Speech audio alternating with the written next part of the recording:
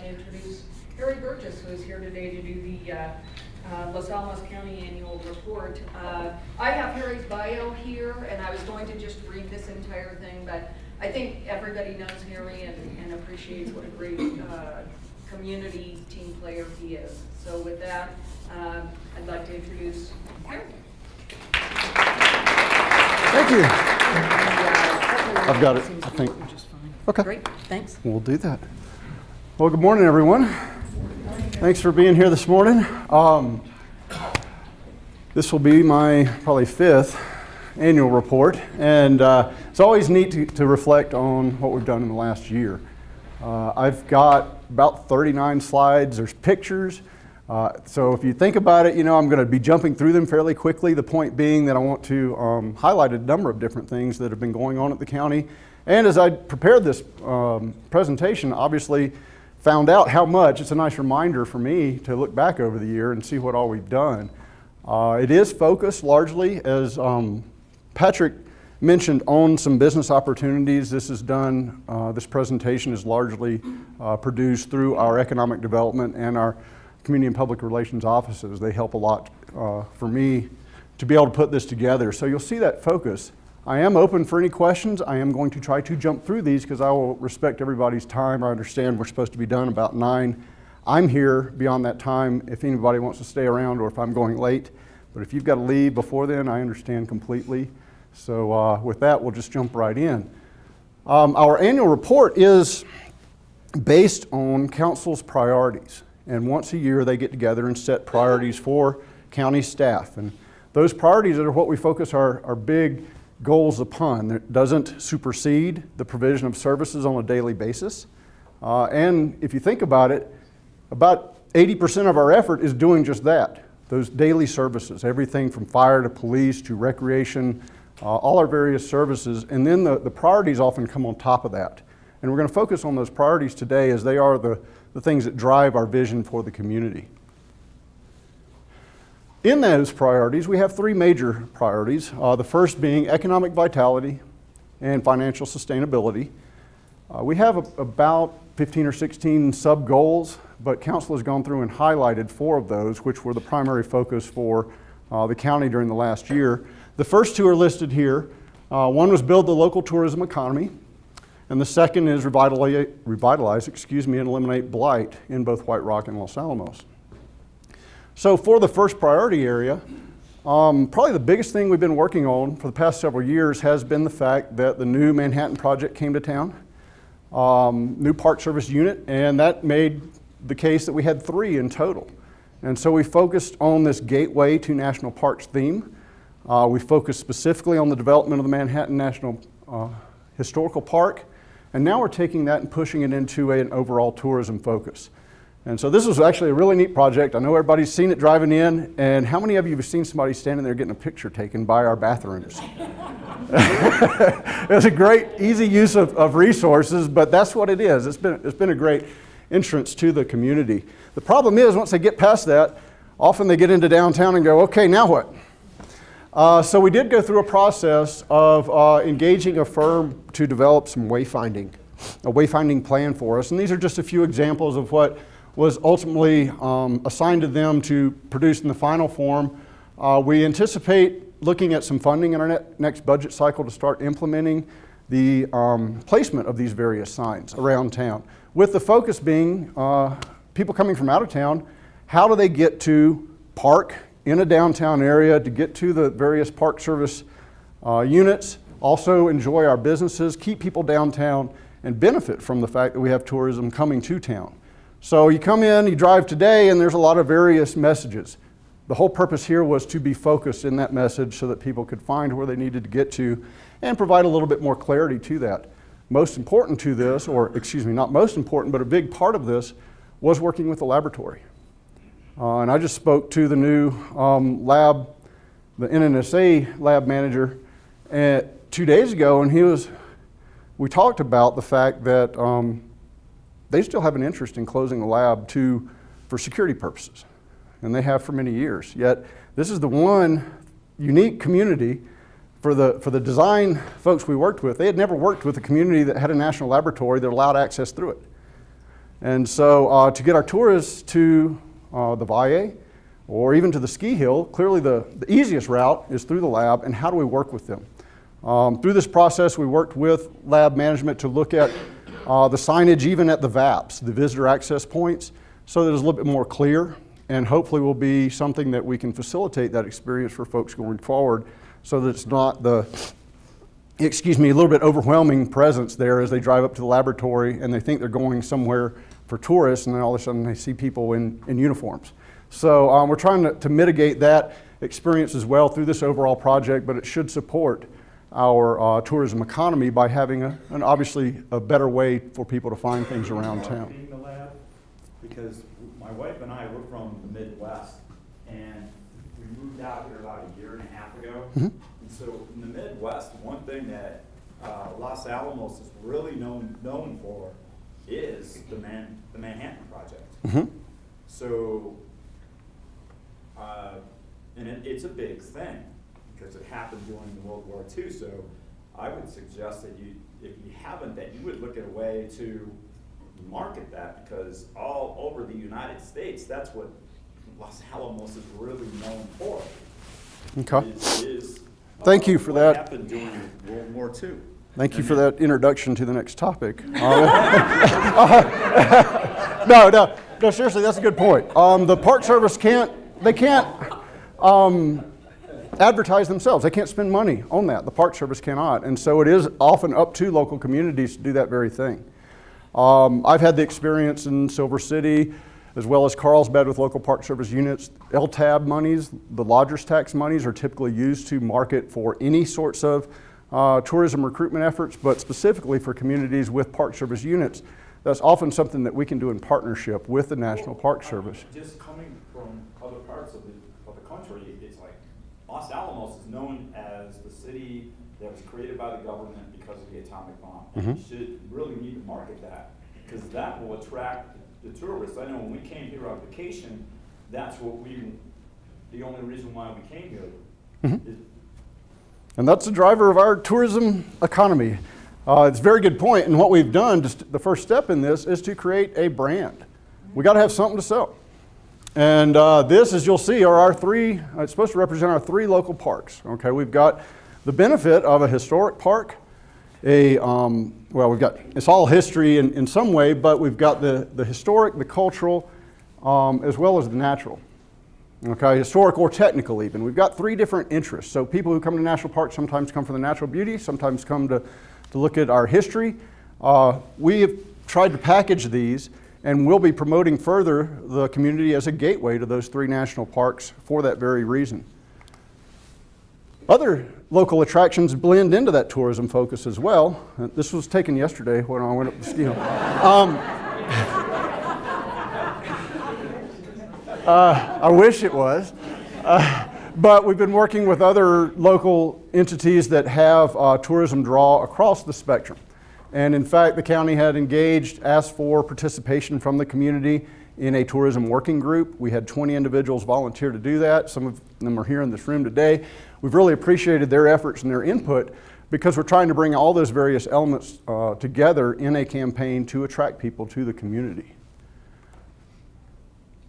At the beginning of this year, or the end of the preceding year, in fact, part of that was investment in our infrastructure. And I don't know if anybody, I hope many of you have been to the renovated historical museum. We also put a lot of money into Fuller Lodge as centerpieces for the community. And that has been a focus of council as well, is investing in those various items that are attractants for the potential tourists coming to town. We recognize here, and it's a unique situation with the Manhattan Project Historical Park, for the most part, the Park Service doesn't own any of the assets that are being put on display. DOE or the county or any of our partner agencies typically are those things that people come to see. They don't come to see National Park Service property. And in fact, the county has, for the past couple of years, provided the Park Service free of charge space for a visitor center in their offices to try to support them further, because we're happy that they're here. And so we're really trying to build on that. And honestly, the Historical Society, the Bradbury Museum, our Buffalo tours, many of those other things that were going on previous have been incorporated into that effort, and people are actually seeing an increase in tourism in each of those areas. But people come here, and if they drive in and they see certain of our facilities run down, if you remember the priority being blight abatement, we've been also putting efforts into creating a community that is attractive and safe. And as y'all all are probably aware, we've been through a big practice of enforcing codes over the last year. Council asked staff to get into that. We hired some new personnel. We put a lot of effort into it this last year. It was one of our foci, and from a commercial standpoint, we have addressed many of those buildings that were at the entrance to town and asked them to assist us in that manner, but also in a community effort. Many different things have gone on in the past year with respect to our various code enforcement activities. Everything from we altered our brush and bulk items pickup so we don't see couches and fridges on the curb waiting to be picked up, sometimes sitting there for a week or two. Instead, we've actually looked to reduce our costs to the customer for us to come by and pick it up on a case-by-case basis, trying to encourage our whole community not to have things laying out by the street. Also looking out towards access. I didn't have enough space for all sorts of before and after pictures, but we've really been pushing with the community the idea of creating a clean and healthy neighborhood throughout the area. Also, we've been investing in a lot of other visual aspects of our community. Several years ago, revitalized the Ashley Pond Park. And also that picture there is from our most recent Science Fest, bringing cultural events to town to build on that culture, that tourism experience. And then this picture here on the right is actually in our new golf course clubhouse. We've installed some artwork. Our Art and Public Places board adds to that community feel by putting these various pieces around to create some other visual art that people can appreciate. And this, I think it's dichroic glass sculpture, is something you'll see several of hanging in the golf course community building. It's only one example of the various Art and Public Places projects that have moved forward in the last year as well. As to support, again, this business downtown experience, we put a lot of money into our visitor guide. We created a new walk and shop Los Alamos guide in partnership with our LACDC. I just like that picture of the beer, but Bathtub Row, many of our local businesses have either moved or expanded in the last year. If you think back, we've got Blue Window that has actually changed locations. I think Don Taylor recently changed.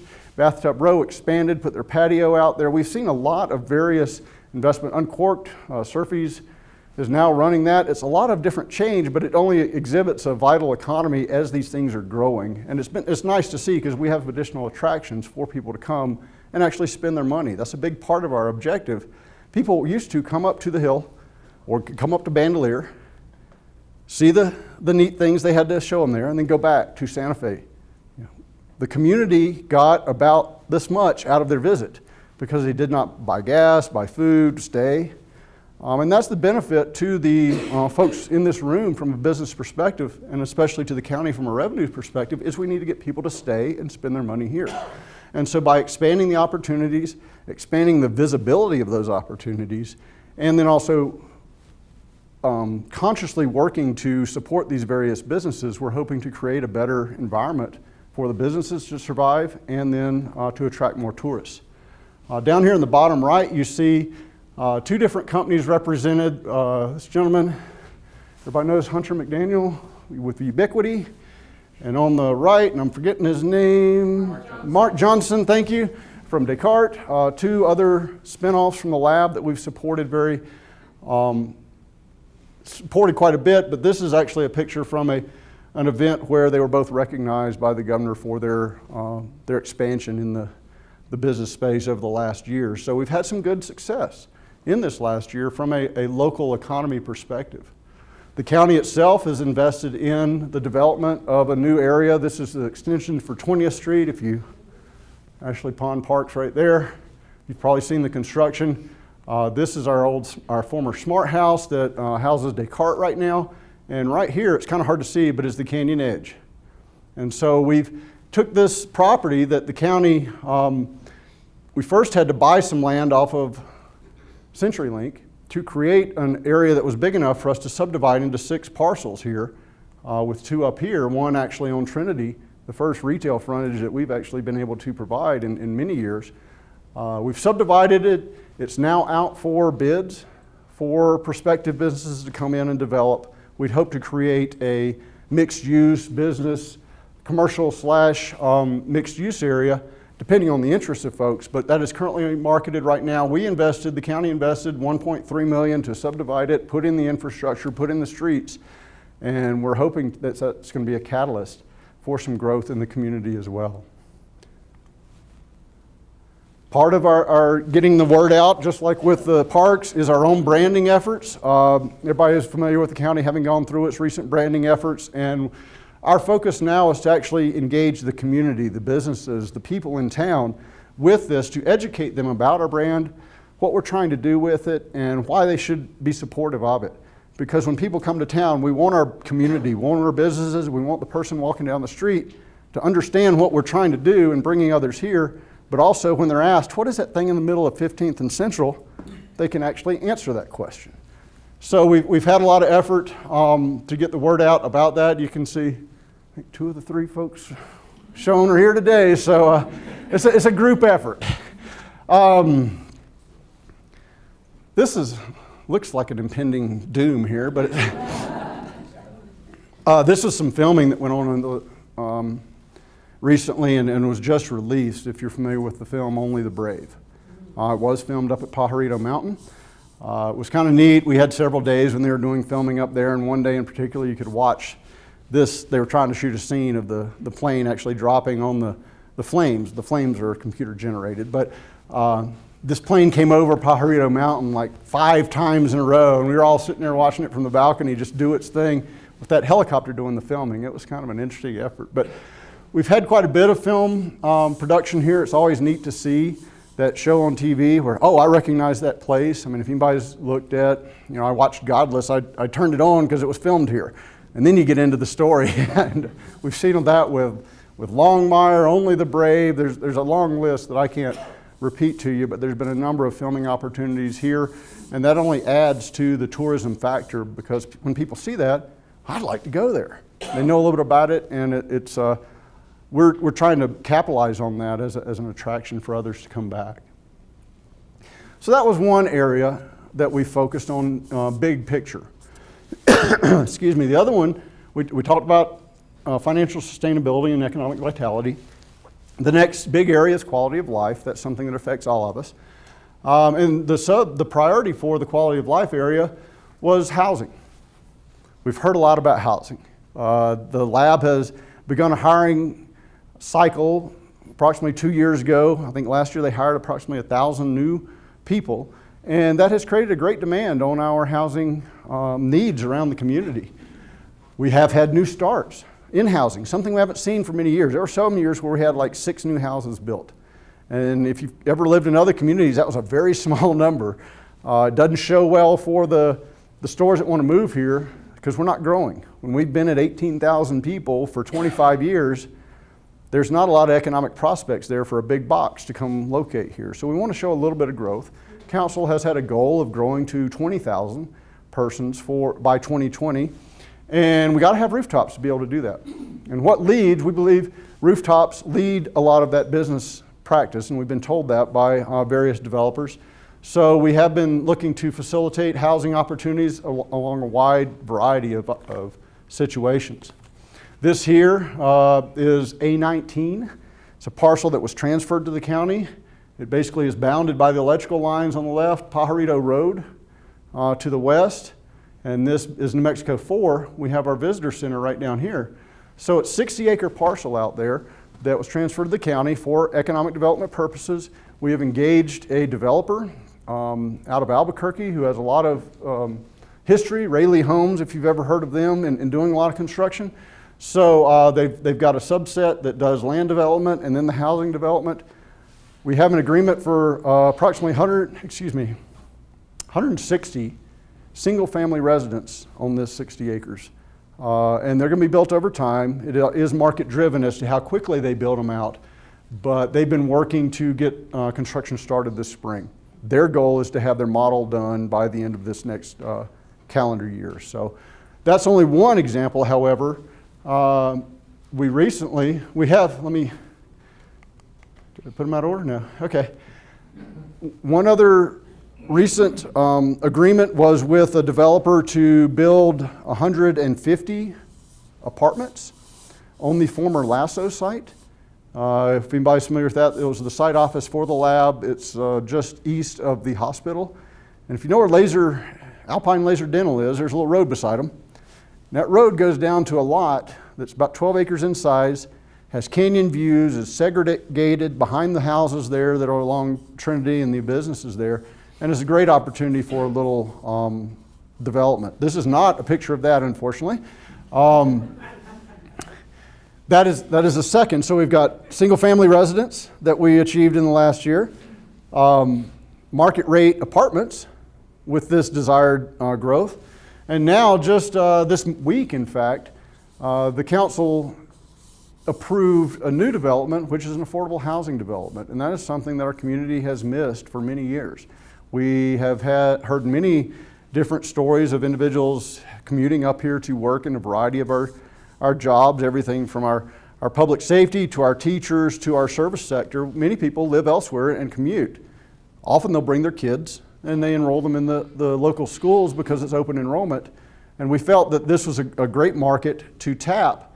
And we have a need for some more affordable type of housing needs here. As everybody's familiar with our housing stock, it's typically higher priced than other communities. And because of our recent tight market in housing, we actually qualify for tax credits for affordable housing. We haven't qualified in prior years, and it was this opportunity that came forward to where we could actually pursue a project. We found a developer that was willing to come up here, and just Tuesday night the council approved the donation of 4.3 acres, I think it is, in that general area along DP Road. If anybody's familiar with DP Road, it's ripe for redevelopment.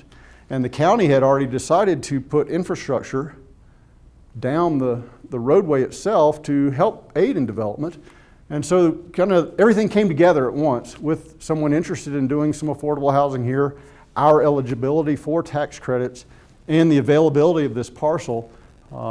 With the approval Tuesday night, we're moving forward on approximately 72 apartments on this site that will be income limited. You have to be eligible 40, 50, or 60%. There's different groups of those houses. Some are devoted to. So if you meet those criteria, you're either between 40 and 60% of the average median income for a family. You'd be eligible to live in these apartments at a reduced rental rate. And that's all available because of the tax credits. The rents are lower at this parcel, but it was very exciting for the county to be able to pursue this and actually move forward on it. We will know by June whether this project is awarded those tax credits, and that's the next step. Once awarded, then we'll actually be moving forward in earnest. In addition, it's not just about building new, it's about maintaining what we have. The county 2 years ago began a new program where we offer assistance in remodeling and revitalizing homes. Again, it's an income qualified type program. First year we were able to award 11 different projects. This year we're in the process of awarding 10 additional projects, and we have a list of contractors to work with these individuals who come forward and apply. Once they are approved, there's a budget allocated specific to the types of repairs needed to those houses, and then the county works with those contractors to get those repairs done. Ultimately, we're improving our housing stock, making it better for those individuals living there, and there is a process when they apply where they have to maintain residence in that house or actually pay back some of those funds that they've received. So it's a good way for us to offer some low-cost assistance to those in need. We've also pursued, once we got this program up and running, that's been 2 years ago, this past year we started a first-time home buyers program. Again, trying to assist those who may not be able to qualify initially for the purchase of a house by offering monies up front for them to put towards their down payment with those same limitations. If they don't stay there for a certain amount of time, they pay it back, or once sold, they pay it back. However, it facilitates getting people into houses that they otherwise may not be able to afford. Part of our quality of life concerns, and there's a bunch of subheadings under that particular goal, include working with our local public school systems to make them enable them to maintain their high standards. The county has set aside monies for the past, ever since 2009, I believe, for assistance for both UNMLA and LAPS. Based upon an application process, they come forward. County puts aside $500,000 every other year that's available for local educational institutions to utilize to their benefit. And in fact, we worked, since the Dwayne Smith Auditorium is such a locally used facility for not just school purposes, but community purposes, we were able to work with them. The county assisted in this project to the tune of $1.2 million. You've probably seen the construction going on. It'll eventually be a neat, new, renovated performance area. And we're happy to work with our school systems on those types of projects for the benefit of the entire community. Another project, as you might have heard, is that as we're looking forward with our needs, we've been through a whole recreational capital improvements process. Part of that identified the need for gyms. In partnership with the schools, two things are occurring. One, right down here in this corner, the schools just recently, in the month of December, donated to the county a parcel, 12,000 square feet, just right next to their existing gymnasium, where we hope to, in the next several years, build a gym space just adjacent to the existing one, to expand the opportunities for the school to use it. The middle school seems to be the one that's got a higher number of kids in it relative to past history. And so the needs for space is most evident at the middle school. And so we're looking to help them build the gym, which could be used by the school during the day, but could be used by our various rec programs in the evening, hoping to alleviate some of those demands upon the existing gym space. Further, we're in discussion. You can see this big parcel here. It looks ripe for something. We don't have a lot of available land in the community, but that's all owned by the school system. And we're having conversations. They have a desire to enhance workforce housing. Their teachers, how do they attract teachers, especially with their salary scale in this community, given its cost of living? So we're talking and have looked at opportunities for developing that 35 acres into further workforce housing potential, but we don't have anything written in stone yet on that particular project. Working with the schools, working with our community and kids, our personnel get involved very directly. In fact, since Chief Scamblone, who's the gentleman up here reading to the kids, came to town, he brought with him a program he had used in other communities where preschool age children can come. It's a opportunity for them to get to know. Here they're trying to learn about the rules of the road. They get to interact with our officers. They get to know that those people in uniform aren't bad guys. It's been a very neat program. In fact, we've been through 3 years of it now, and we have pre-registration that is full because it's been a good opportunity.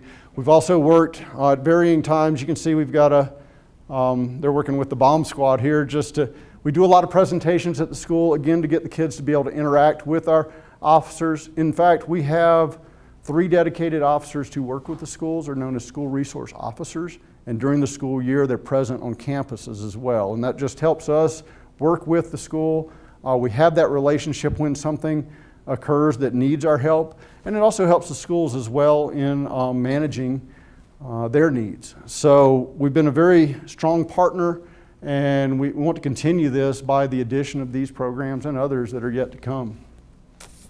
We have other partners in the community, and there's many that I will not mention here, and there's no purpose in doing so, but the Peak, for example, is another example of how we bridge that gap and help to support education. The name itself, Pajarito Environmental Education Center, is focused on having our community and visitors learn more about the natural environment here, and so we do partner with them. This was a neat facility that was constructed, got some awards, and then there's been some very neat programs coming out of the fact that we now have this nice place, the planetarium, the other things that this can afford us to do. So we do go through the budget process and support not only Peak, but a number of different local entities in their operations on an annual basis. Some newer programs on the left. We've got I don't know if anyone's heard of Dolly Parton's initiative to get kids to read 1,000 books before they get to school. We've adopted that here locally, and our library is a big partner in that. I don't think you have to read them. I think you can be read to you, as the gentleman on the left there indicates. But that's been a neat new program. And on the right, these are 4 of, I believe we had 6 different interns from various colleges working with the county over the last year. And that's been a real neat program. Everything from, we've partnered with UNMLA, where they provide actually a stipend for those individuals that are working in local practices. Some of the others have come from, in this case, it was all in-state schools, but are in various programs, engineering and other types of things. And because the county provides services, engineering students can come in and work with our utility department and get some practical hands-on experience that elevates their education as well. So we've adopted a number of different interns in order to, they benefit us. I won't tell you they don't, but they get a benefit out of it as well. Another part of our efforts have been to initiate 100 days of summer, 100 days of winter, kind of a reformatting of our efforts with our rec programs. I don't know if you've experienced any of these, but neat brochures that have detailed throughout those 100 days what's going on. Because in the past we had just general schedules. This is a lot more focused and has garnished quite a bit of return on that, because people are seeing this and actually participating more in our various programs. This extends beyond what the county's producing. We try to actually let people know what all is going on.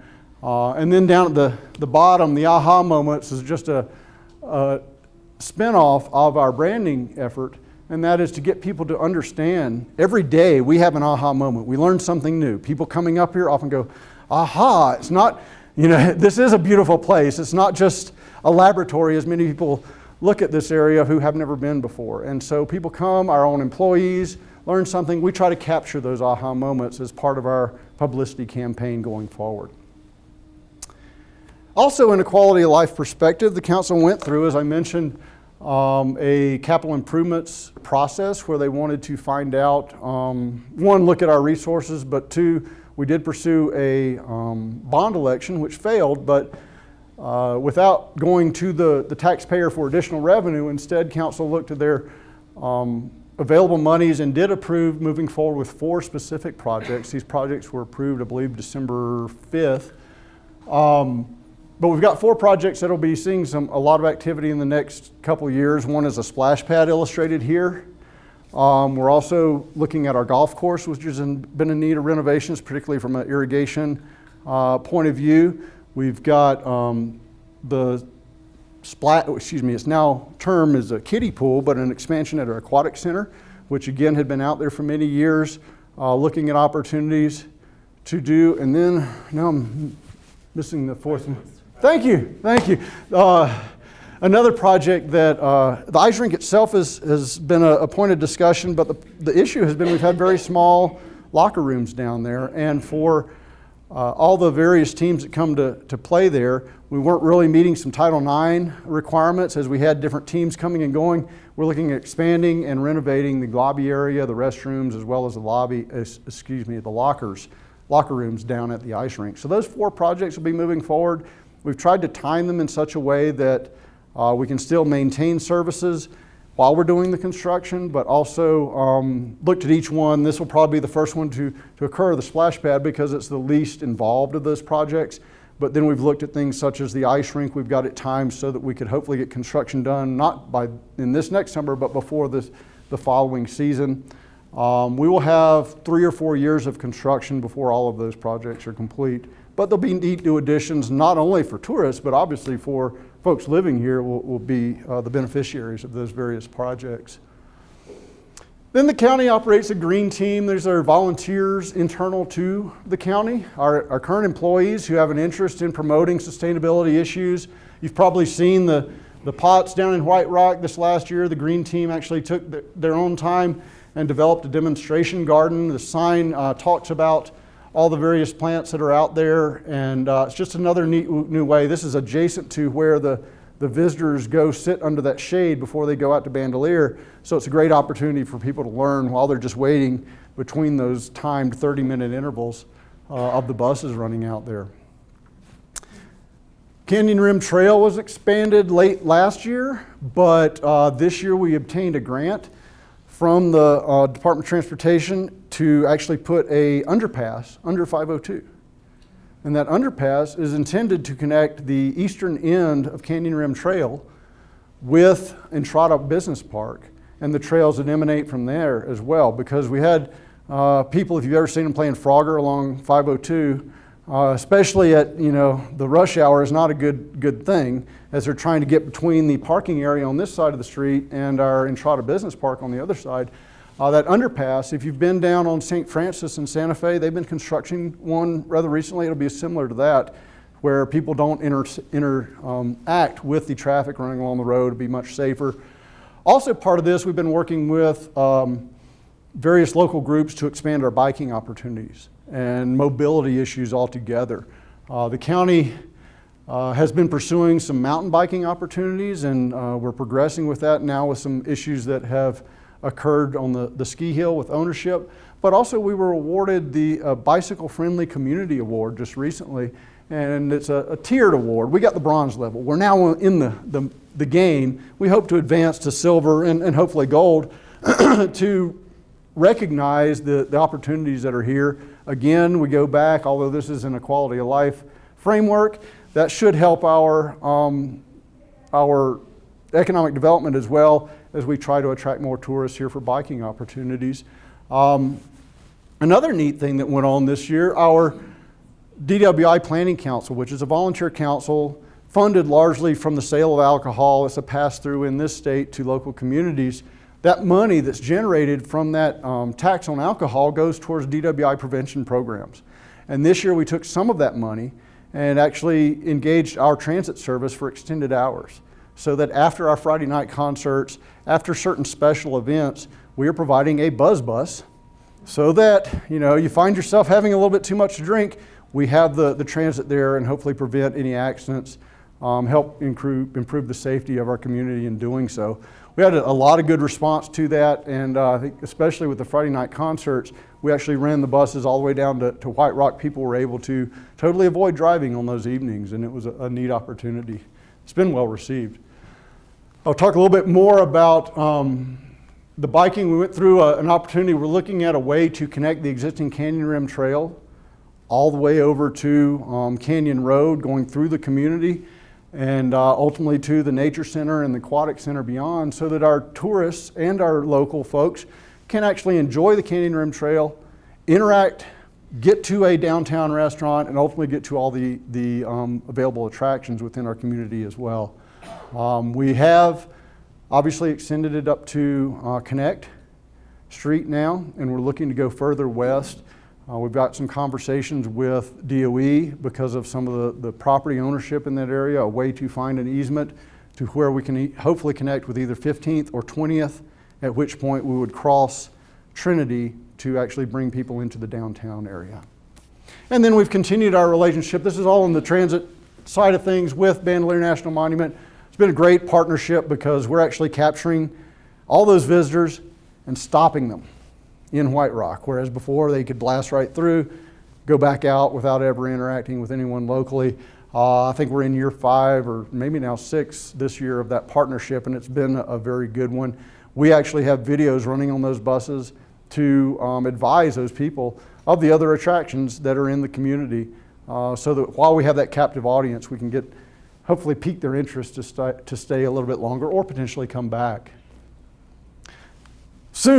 Coming soon, this is a really neat project. If you see the crosswalk, you'll see some of these in the Deacon Street area as we try to enhance that cultural attraction downtown. Again, just give people neat new things to get out and explore in our downtown area. Should bring more of our residents and tourists into the downtown area to interact with our businesses. Look for these crosswalks, and hopefully you can navigate them, unlike, might be kind of weird in some cases. But final area, quality governance.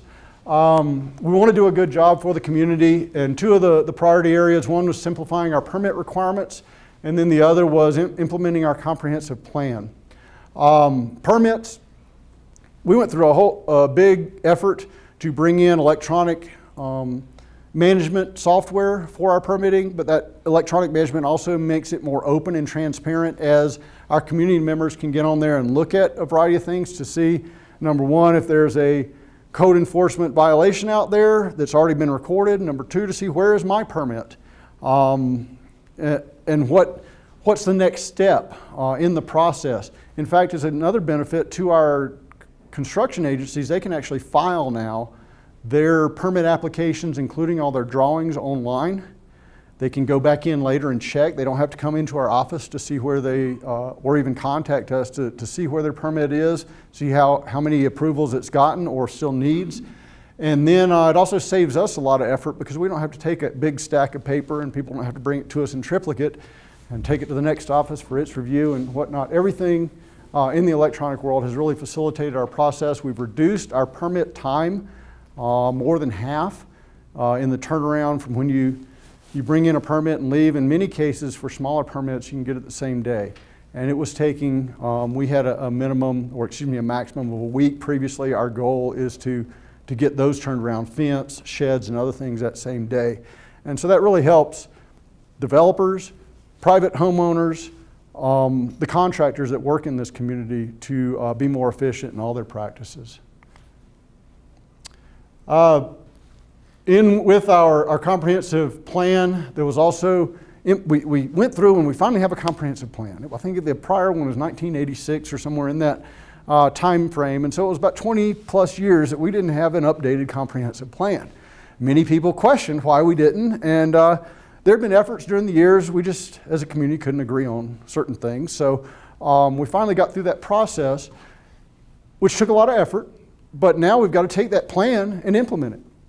And so some of the things we've been doing in the last year has been specifically implementing some of the zoning recommendations.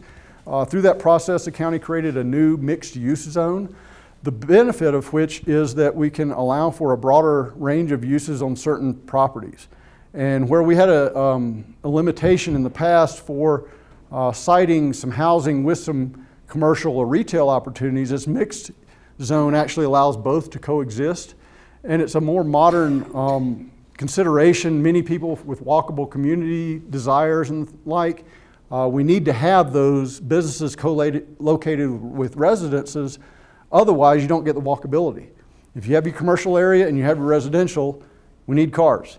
This new zone hopefully will facilitate some of that to get more people living in the downtown area, make it a more vibrant area. Those people are then there to support the businesses and vice versa. We have actually implemented such a zone. This is the Entrada Business Park. There was a desire to build some housing down here, which could be close to work or to the grocery store that's down there. And so with the property owner's desire, we worked with them to rezone that parcel as well as much of the county-owned land that's right here to a mixed-use zone. And we've had a couple of other updates in the downtown area where we've put new zones, overlays to again hopefully promote development.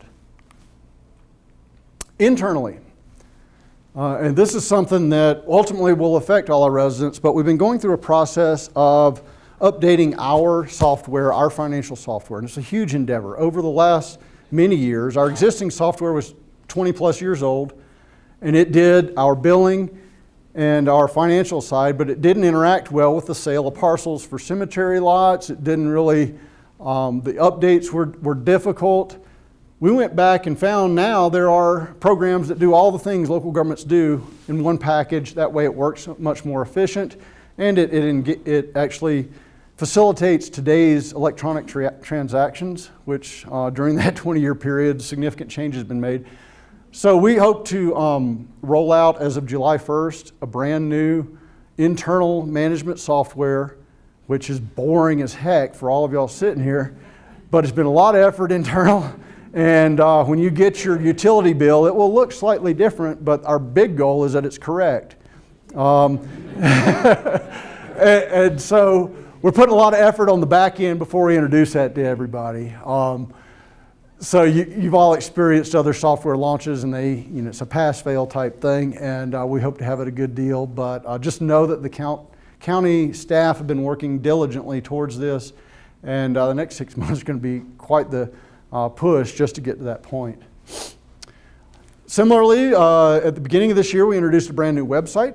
It was something that had been outdated as well, and I'm proud to say that through that process, through our planning, we didn't have any major hiccups in that, and that was a concern, just like we have with our PRISM software.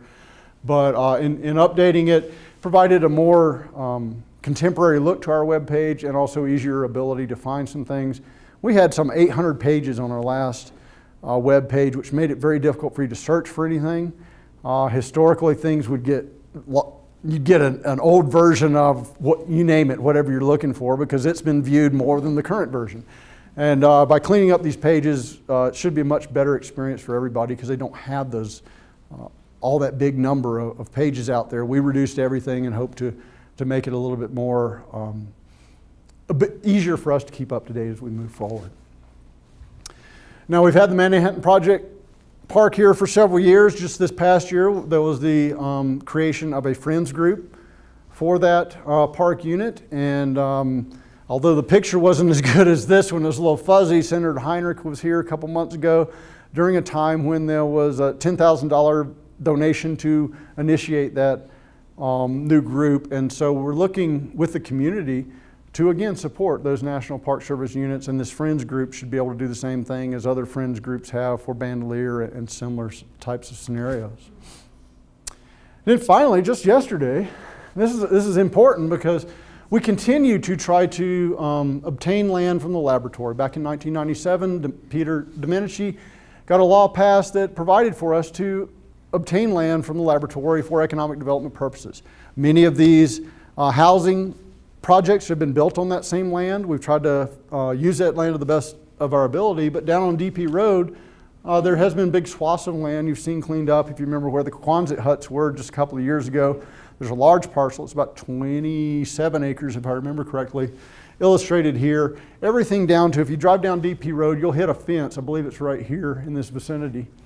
So we're still on the outside of the fence, but this has now been cleaned up, and we're looking to take this property and do the same as we have with that A19, the A13, the others I mentioned earlier, as we're trying to create, put them out for bid and see what interest we have in people relocating to this area.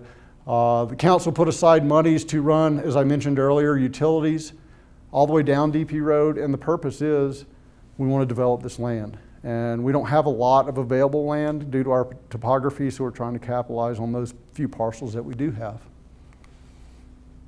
So that was a quick run through. I don't even look at the clock. There's not one in here. I hope I did a decent job, but I wanted to also be available for any questions. It's about 9 till 9. I will take questions, and if they go beyond that, I'm here. So if there's any questions, yes, sir. Question on that DP Road. Yes, sir. The last subject that you put up there. I lived there when I was first born. Oh, okay. There was a housing development down in that area. It was called the Wingfoots. And right across our street, there was a tall fence with barbed wire on top that conveniently had a little hole in it that a 3-year-old. Well, I got a ribbon for going through there because Mom said that's where the bad angels live. Okay. I didn't go back in there. So it kind of concerned me. Is that really cleaned up? Right. Okay. That's always a concern. Before the county receives the land, the Department of Energy has to go through a cleanup process, and our deed indicates that it has been cleaned up, and it's referred to a variety of standards that they're clean to. There's also, every parcel we've received is also, after the NNSA or DOE has cleaned up the property, it has been reviewed and signed off by NMED, the state's environment department as well. And so we receive what is known as environmental baseline report, which details everything that was there, what was done to it, and what the levels are today. And per the law that transferred the land, they had to be cleaned up to one of two types of levels. It's either commercial or residential. The residential being more stringent. And the parcels that we've received to date have all been cleaned to that residential level. Yeah. and then, but that's a question we get from developers as well, and we use that environmental baseline report to document that it has been cleaned to that level. And then we've also engaged, just in case, we have an insurance policy that rides, just to say again, if something were to happen, we have a resource to actually go back and clean something up. I feel much better now. I'm gonna go see if I can find that hole in the fence. Yeah. See what else you find out there. But there are foundations out there as we've been looking. I believe it's, Yeah. and I don't know if it's the same development you're talking about, but no, they're actually out in this area where there were housing We were units out actually there. right across the street from the fire station down. Yeah, okay, that's generally where. Any other questions? Yes.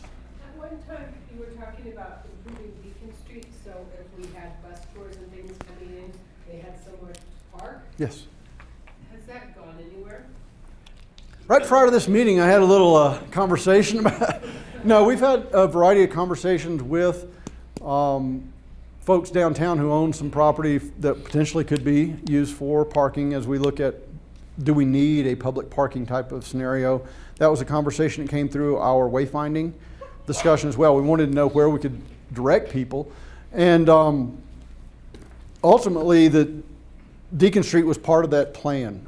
During the most recent recreational projects considerations, council had set aside $4 million for economic development projects, which included Deacon Street, and staff had taken that money and programmed it out into various years when we'd pursue those projects. The Deacon Street project, I believe, was slated for 1920, and it was moved 1 year out in order to facilitate some recreational projects, but it's still at present in our budget to do that, and council set aside money for that. There's a lot of moving parts though, because it's not a shovel-ready project when we're trying to work with adjacent landowners either. Well, I just thought eventually we might, if we're lucky, we'll have tour buses that come to Bandelier and Manhattan and head to the Valles Calderas. And it'd just be nice to have a spot to let people off that they don't trip over the broken curb and wonder where to go. Agreed. There has been part of the conversation in that tourism working group as they've tried to develop this plan, which is still yet to be presented to council, but through the preceding Manhattan project, community group, and now the tourism working group, that's been one of their big foci is what do we do with people when they come to town, particularly tour buses and large vehicles such as RVs. No specific answer yet, I'm afraid. We already have big tour buses that don't have. We do. To be placed, stop in the middle of Central and let 55 people to go into CD Fox. I've seen that happen. We've never seen it. Well, they do what they can these days. I've seen them parked in the county building parking lot and other places, so. You got some of those old Quonset huts, you lead them right to the door like a. We tried to get some of those Quonset huts, but federal procurement, they didn't want anybody having those given past uses. Oh, okay. I'm getting off a jet. Any other questions? Wow. Yes, sir. Something just came to mind. My wife owns horses, so she's concerned that the stable area is going to be torn down and turned into residential. Do you have any? There's no specific plan to do that. The county has worked with the stables over time. This is a point of focus from a lot of different areas, and it's everything from aesthetics to desire to keep the people who have the horses there, to actually some legal issues. Whenever that parcel was given to the county, it was restricted for recreational uses. And so there's a deed restriction on that parcel right now, where the stables are, where the garden area is, even on what is known as FEMAville, the large grassy area out front. All that is deed restricted at present. So it's going to take a process, if we were to ever pursue that, to get permissions first from the federal government to do so. That's one hurdle, so it isn't an imminent type of situation. That being said, we've looked at the stables and tried to update what has been there for so many years. It's been a lot of not necessarily code compliant construction over the time. And we've had a fire incident out there. There's I mean, I think everybody has an interest in protecting the animals that are there too. It's not all about, hey, just stay out of our business. That code's there for a reason. So we've engaged the stable owners, particularly over the last 3 years, to do fire inspections, make recommendations to personnel about their structures and what they might want to do there. The county is even engaged in purchasing a few lots to be able to redraw some lines and make more consistent size lots. But in those parcels, we have there's even some buildings out there that have historical concerns. So we bought parcels so that we could trade with owners who have historical properties so that they can have their horses out there and we can protect these historical properties. There's a lot of moving parts, I guess is what I'm saying, but there's no particular plan to move them at present. I Just figured there would be. just make sure it's safe and updated and continues to be an asset to our. Historical portions of the stables themselves. There are stables out there which are historical homesteading cabin. There's one in situ and one was moved there from where the cemetery is now. I Cabin. know that. It blends in with all the other structures that are out. Yeah. You should take the Atomic City. Here, I've been here for 68 years, I didn't know that. Dr. Georgie, you and I are. What's Melanie. going on with Longview and White Rock?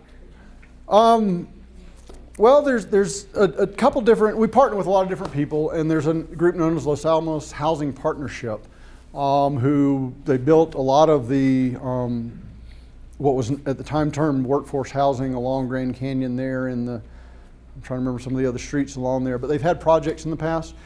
They've approached us about trying to look at a renovation project whereby we look at the properties there and develop something new, and that would create maybe a new alignment of Longview and other types of issues.